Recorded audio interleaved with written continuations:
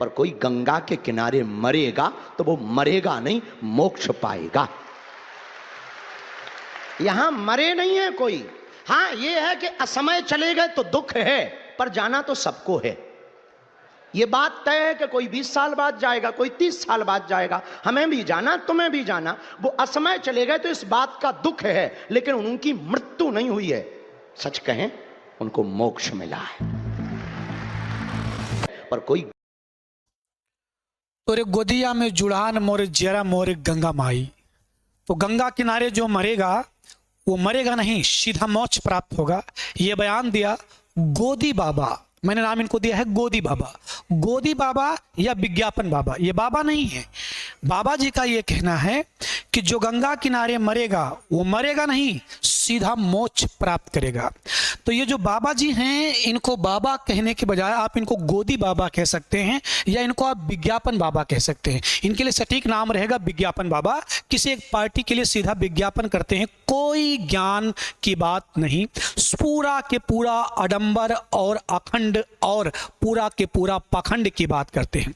बाबा जी का पूरा के पूरा अध्यात्म मोक्ष पर ही प्राप्त था। तो बाबा जी ने हाल ही में एक विवादित बयान दिया बाबा जी ने कि भाई साहब क्या होगा जो गंगा किनारे मर जाएगा, वो मरेगा नहीं, सीधा मोक्ष प्राप्त करेगा।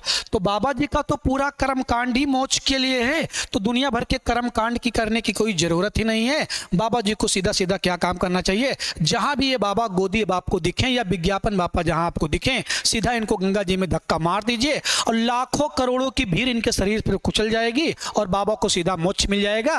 क्योंकि इनका ये खुद का बयान है कि जिनके ऊपर लाखों लाखों भीड़ गुजर गई वो मरे नहीं, उनको क्या मिल गया, मोक्ष मिल गया है, उनको मोक्ष की प्राप्ति हो गई है। तो मोक्ष की प्राप्ति तो इनको भी हो जानी चाहिए। भाई साहब आप गंगा किनारे आए, जनता आपको धक्का मार देगी और आप मोक्ष को प्राप्त हो जाएंगे। ये बयान इन्होंने किस मामले पर दिया है, तो इन्होंने किस मामले पर दिया है, जो सरकार ने दिखाया है अपना निकम्मापन।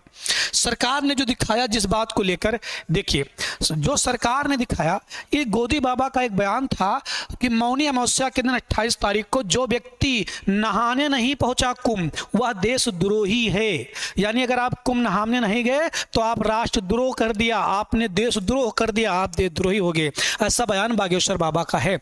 ये जो देशभक्त हैं बेचारे जो नहाने गए थे बागेश्वर बाबा के बयान पर, तो जब नहाने गए थे इन देशभक्तों की हालत आप देख सकते हैं। ये देखिए सरकार ने संगम नोज वाली भगदड़ के बारे में बताया, लेकिन दूसरा भगदड़ छुपा लिया और दूसरा छुपा लिया कितने मरे कितने जिए, कोई आंकड़ा सरकार के पास नहीं है। पर डे 5 करोड़ लोग आए, इसका आंकड़ा सरकार ने तुरंत जारी कर दिया। कितने लोग मरे इसके आंकड़े हमारे सरकार के पास नहीं हैं। उनमें जो विज्ञापन बाबा हैं, जो गोदी बाबा हैं, जो किसी पर्टिकुलर विचारधारा के खिलाफ जाकर बैठ गए हैं, जो किसी पर्टिकुलर किसी पार्टी का सिंबल बनकर रह गए हैं, उन बाबा ने कहा कि गौ गंगा किनारे मरा, वो मरा नहीं, वो मोक्ष प्राप्त हुआ। तो देखिए ये मोक्ष प्राप्त करने वाले लोग हैं, ये मोक्ष प्राप्त हो रही है।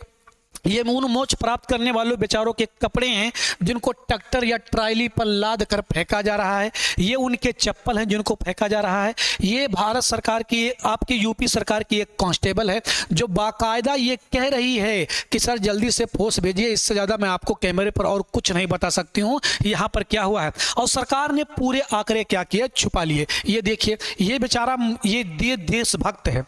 देखिए बागेश्वर बाबा ये देशभक्त है बेचारा, और ये देशभक्त क्या काम कर रहा है, भगवान से प्रार्थना कर रहा है कि इसकी पत्नी को कोई बचा ले। ये भावादिश है, इसकी पत्नी को सीधा मोक्ष मिला है। मोक्ष मिला है कि दर्द मिला है, तुम क्या जानो अपने का खोने का दर्द। इसको पूछो आप कि इसके पत्नी को मोक्ष मिला, इसके हाल में क्या हुआ होगा।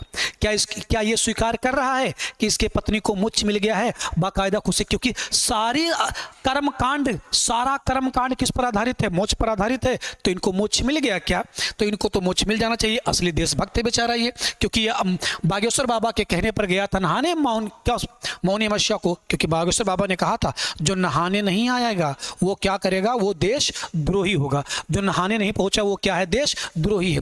तो ये हमारे देशभक्तों के बेचारों की हालत कर दिया गवर्नमेंट ने। चलिए आगे देख लीजिए, ये कुछ इमेज। अब एक नया मोड़ दिया गया है। क्या कहा गया है, कुंभ में भगदड़ हुई, कुंभ में भगदड़ करवाने की साजिश, सूत्र। अच्छा मीडिया वाले तो सूत्र बहुत ज्यादा पकड़ते हैं, तो सूत्र के हिसाब से मीडिया वालों ने क्या कहा, कुंभ में भगदड़ हो रही है और यह भगदड़ सूत्र के द्वारा किया गया। एसटीएफ जांच गठित कर दिया गया है।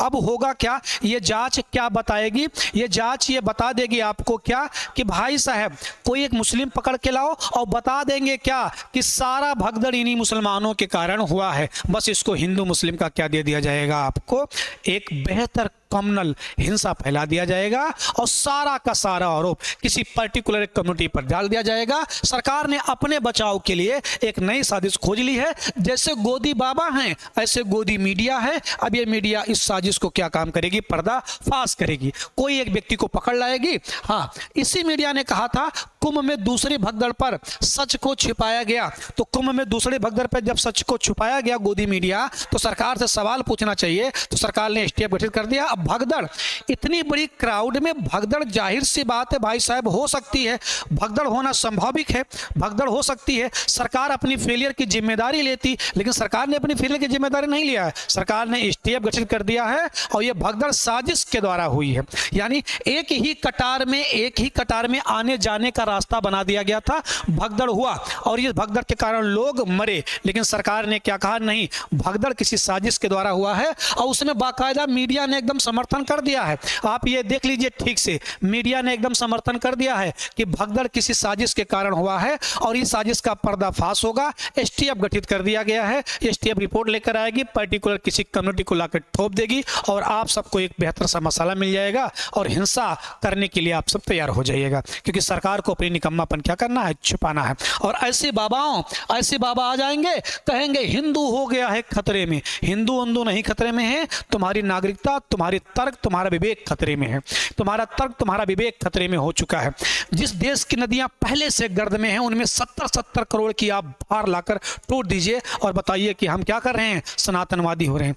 नदियां गतोरे गोदिया में जुड़ान मोर गंगा माई, जैसे आप माई कहते हैं, उस माई के ऊपर 70 करोड़ का भार, उसमें कितने जैव विविधता, कितने जीव हैं, उनको क्या काम करो, उनको मार डालो, ठीक है। और आप कहो कि आप सनातन की क्या कर रहे हैं, सेवा कर रहे हैं। और अगर आप वहां मर जाते हैं अव्यवस्था के कारण, तो ऐसे ढोंगी बाबा, गोदी बाबा, विज्ञापन बाबा आपसे क्या कहेंगे कि भाई साहब आपको मोक्ष मिल गया है। मेरा आपसे रिक्वेस्ट है कि जहां ये बाबा दिखें आप इनको जरूर मोक्ष दें। जैसे मिल जाएंगे गंगा किनारे, धक्का मार दीजिए, इनको भी मोक्ष मिल जाएगा। बाबा बिल्कुल विरोध नहीं करेंगे, क्योंकि बाबा को मोक्ष चाहिए और बाबा मोक्ष के लिए सारा कर्मकांड कर रहे हैं। सही मायने में देश को जरूरत है एक दयानंद सरस्वती की, एक राजा राम मोहन राय की, जो इनके आडंबर और पाखंड को उखाड़कर फेंक दे। ध्यान दीजिए, अपना तर्क लगाइए, जो ये बता रहे हैं वही सत्य है। कोई तर्क कीजिए, और तर्क, धर्म के केंद्र में ही ज्ञान है और ज्ञान आने का एकमात्र साधन तर्क है। भक्ति प्रेम है, आप उससे प्रेम नहीं कर सकते जिसे आप जानते नहीं हैं। और जानेंगे कब आप, जब आप उनके बारे में पढ़ेंगे। जब आप पढ़ेंगे तब आप तर्क करेंगे। ध्यान से सुनिएगा, आप अगर कृष्ण को जानते नहीं, राम आप अगर राम को जानते नहीं है तो आप प्रेम कैसे करेंगे। और जिसे आप जानते नहीं उससे प्रेम नहीं हो सकता, आप उसके भक्त नहीं बन सकते। और जानने के लिए आपको तर्क करना पड़ेगा। तो जब कोई कहे कि धर्म आस्था का विषय है, नहीं, धर्म तर्क का विषय है। धर्म अंधविश्वास का विषय नहीं है, धर्म तर्क का विषय है। तर्क कीजिए, अगर आपके तर्क पे वो सही उतर रहा तब तो वो धार्मिक है, अगर आपके तर्क पे वो गलत उतर रहा तो वो धार्मिक नहीं है। किसी के बहकावे में आकर आप किसी बात को, आपको ये लग रहा हो, कबीरदास जी ने कहा, बनारस में एक व्यक्ति नहाकर अपने आप को पुण्य कर रहा था। कबीरदास जी गए, गंगा जी में कूद गए और पकड़ कर लेकर आए मछली को, और मछली से क्या कह रहे हैं कि नहाए धो के क्या हुआ, यद मन की मैल न जाए और मीन रहे सदा जल में, ऊपर धोए उबास न जाए। मछली तो सदा गंगा जी में ही रहती है। तो राम को अंदर लाना होगा। अमृत दुनिया में कहीं नहीं है। आप अमृत स्नान के लिए जो आप कूद पड़े, दुनिया में कहीं कोई अमृत जैसा चीज नहीं है। राम ने जन्म लिया, वो भी मरे, वो अमृत नहीं है। मोक्ष एक ही तरीके से मिल सकता है, वो कर्म से, आपके कर्म कांड से नहीं। इसीलिए प्रकृति को बचाएं, कुदरत को बचाएं, असली सनातन का सम्मान करें, जो सच में सनातन है। स्वामी विवेकानंद ने कहा था, सत्य केवल वेदों में है, वेदों की ओर लौटो। तो वेदों की ओर लौटो। ऐसे मेडिटेटर, ऐसे पाखंडियों को जो अपना फ्लाइट जेट में चलते हैं, 12-12 करोड़ के फ्लाइट जेट में चलते हैं, करोड़ों की संपत्तियों का भोग करते हैं, और आपको कथा के नाम पर आपके सामने आडंबर फैलाते हैं। ये बताएंगे, हे मानव, धन मोह माया मिथ्या है, और अपना 15 करोड़ रुपया क्या लेंगे, कथा सुनाने के लिए आपसे लेंगे। आप इस बात को समझिए, आपको बगलाया जा रहा है, आप जहां धार्मिक कर्मकांड जो लगे कि ये अंधविश्वास के खिलाफ है, उससे दूर रहिए। तर्क कीजिए, इन नेचर का सम्मान कीजिए, प्रकृति का सम्मान कीजिए, ठीक है। और ऐसे बाबा जहां आप देखें उनको गंगा जी में धक्का मारकर इनसे आप पुण्य की प्राप्ति हो जाएगा। आपको ने किसी को मोक्ष दे दिया है, इनके ऊपर ऐसा आप काम कर सकते हैं।